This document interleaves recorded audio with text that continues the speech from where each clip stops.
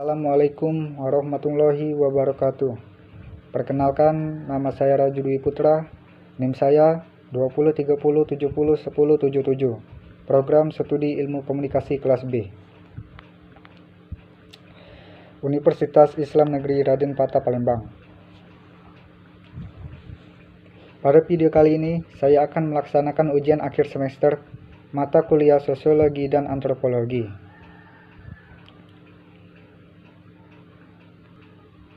Baiklah, tanpa membuang-buang waktu, saya akan memulai penjelasan saya.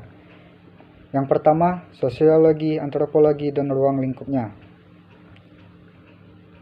Dan sekarang saya akan membahas tentang ruang lingkup dari sosiologi, antropologi. 1. Ruang lingkup sosiologi. Sosiologi mengkaji beberapa hal, di antaranya 1. Ekonomi beserta kegiatan usahanya secara prinsip yang berkaitan dengan produksi, distribusi, dan penggunaan sumber-sumber kekayaan alam.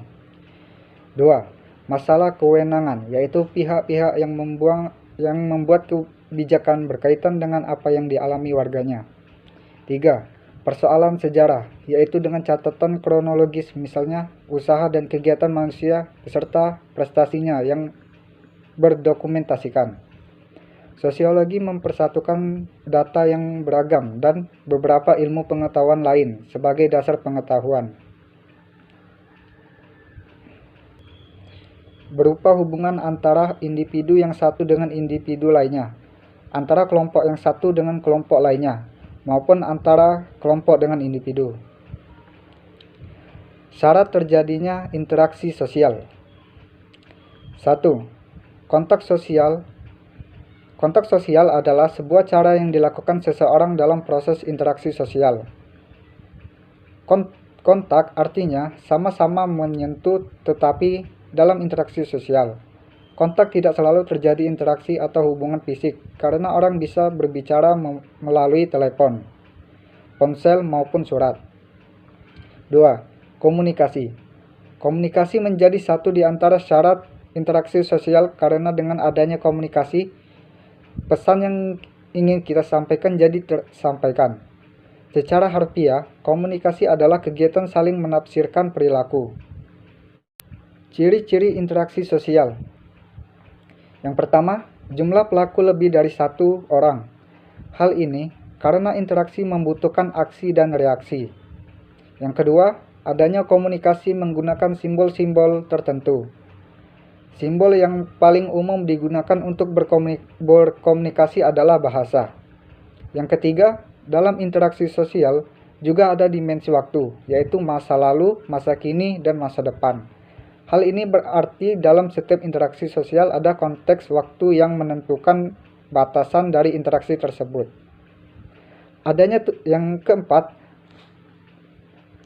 Yang keempat, adanya tujuan yang ingin dicapai. Tujuan tersebut dapat menentukan apakah interaksi akan mengarah kepada kerjasama atau mengarah kepada pertentangan. Bentuk-bentuk interaksi sosial. 1. Asosiatif. Interaksi sosial asosiatif adalah bentuk interaksi sosial positif yang mengarah pada kesatuan dan kerjasama. Berikut adalah bentuk-bentuk dari asosiatif, yaitu 1. Kerjasama, 2. Akomodasi, 3. Akulturasi, 4. Asimilasi. Selanjutnya, 2. Disasosiatif merupakan bentuk interaksi sosial yang negatif yang mengarah pada perselisihan dan pertikaian. Berikut bentuk dari disasosiatif, yaitu 1. Kompetisi, 2. Kontravensi, 3. Konflik sosial. Nah, materi yang kedua sudah saya jelaskan. Selanjutnya materi yang ketiga, tentang jurnal yang sudah saya buat dengan judul Problematika Sosial Budaya Masyarakat di Masa Pandemi dalam Perspektif Sosiologi Antropologi. Baik, kita lanjut ke pembahasannya.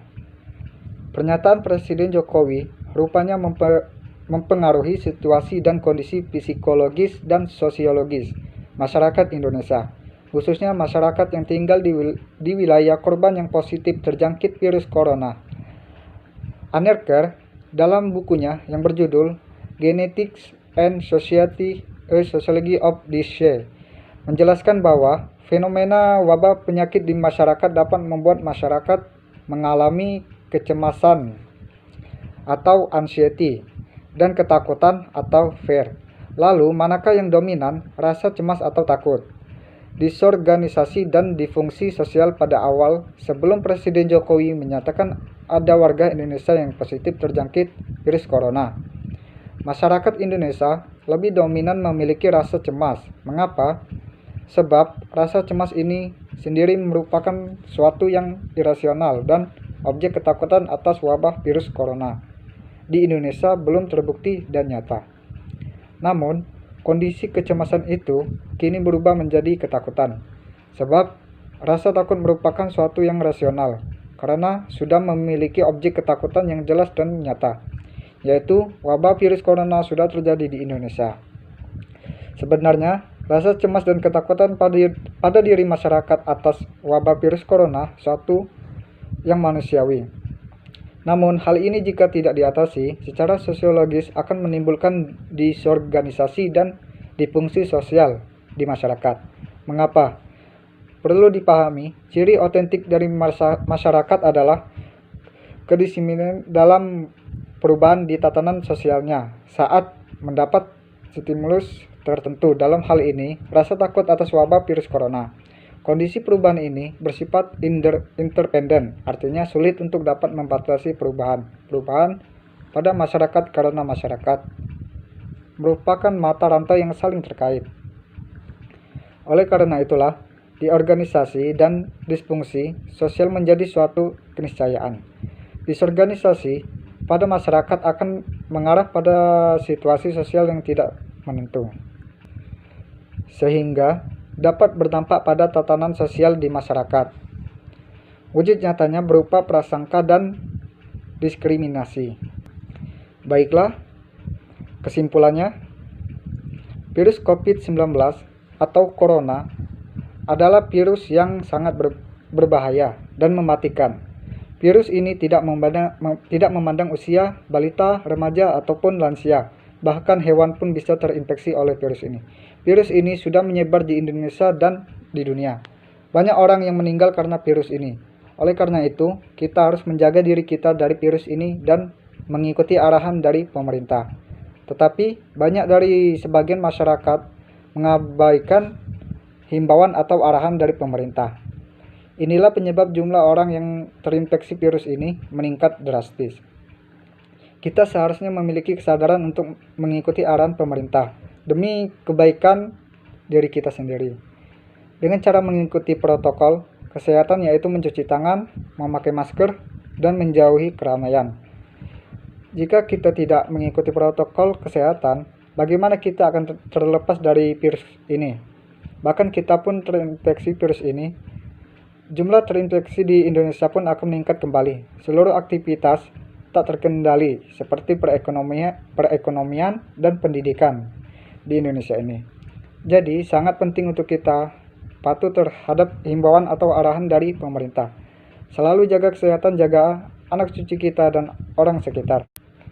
Tetap jaga protokol kesehatan demi Indonesia pulih dari virus COVID-19. Nah, itulah penjelasan saya ketiga materi saya. Semoga bermanfaat dan jika ada kata-kata yang tidak berkenan, mohon dimaafkan. Sekian, terima kasih. Saya tutup dengan salam.